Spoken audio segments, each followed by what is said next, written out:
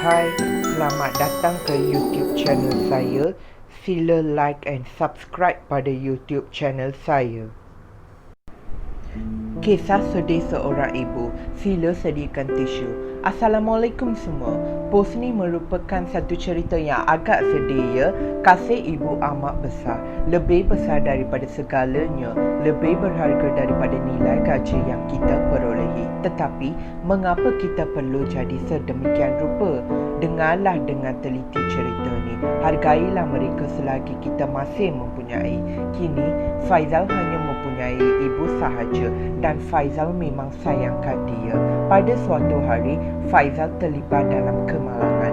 Dia dilanggar oleh sebuah teksi di sebatang jalan raya. Akibat daripada kemalangan itu, dia cedera parah. Kepalanya luka, tangannya patah dan perutnya terburai.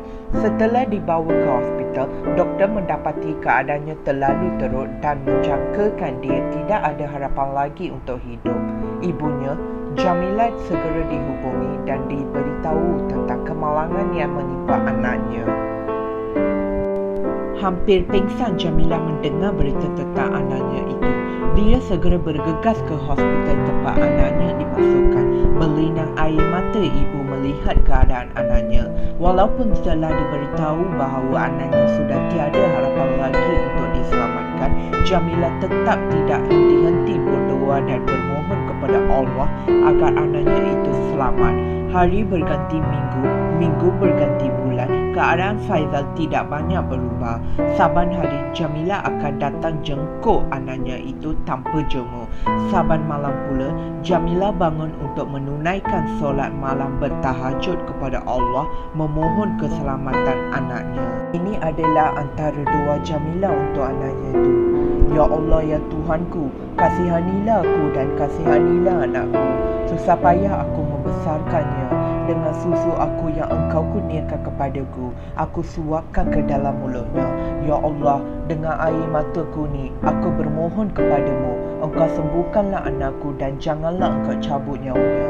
Ya Allah, tidak ada Tuhan melainkan hanya engkau saja. Ya Allah, aku redha nyawaku engkau ambil sebagai ganti asalkan engkau hidupkan anak kesayanganku. Amin. Keyakinan Jamilah terhadap kuasa ilahi sangat kuat walaupun tubuh badan anaknya hancur cedera dan dikatakan sudah tiada ada harapan lagi untuk hidup. Namun, Allah benar-benar mahu menunjukkan kebesaran dan kekuasaannya. Setelah 5 bulan terlantar, akhirnya Faizal menampakkan tanda-tanda kesembuhan dan akhirnya dia sembuh sepenuhnya.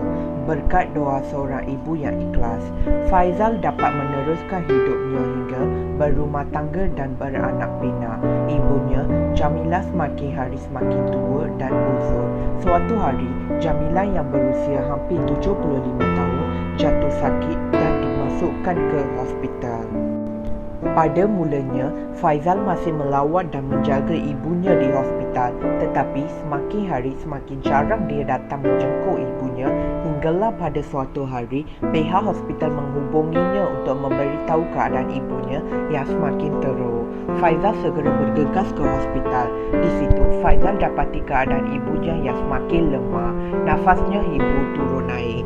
Doktor memberitahu bahawa ibunya sudah tidak ada masa yang lama untuk hidup. Ibunya akan menghembuskan nafasnya yang terakhir pada bila-bila masa saja. Melihat keadaan ibunya yang sedemikian dan kononnya beranggapan ibunya sedang tersiksa, lantas Faizal terus menandah tangan dan berdoa seperti ini. Ya Allah, seandainya mati lebih baik untuk ibu, maka engkau matikanlah ibuku. Aku tidak sanggup melihat penderitaannya. Ya Allah, aku akan redha dengan pemergiannya. Amin.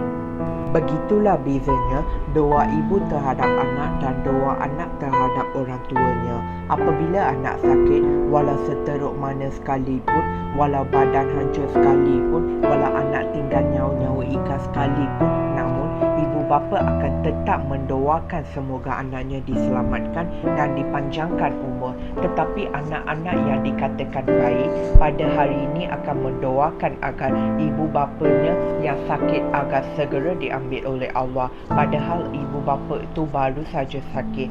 Mereka meminta pada Allah agar segera mematikan ibu atau bapanya kerana kononnya sudah tidak tahan melihat penderitaan ibu bapanya. Anda bagaimana? Apa doa anda untuk ibu bapa anda? Sila like and subscribe pada channel saya. Terima kasih.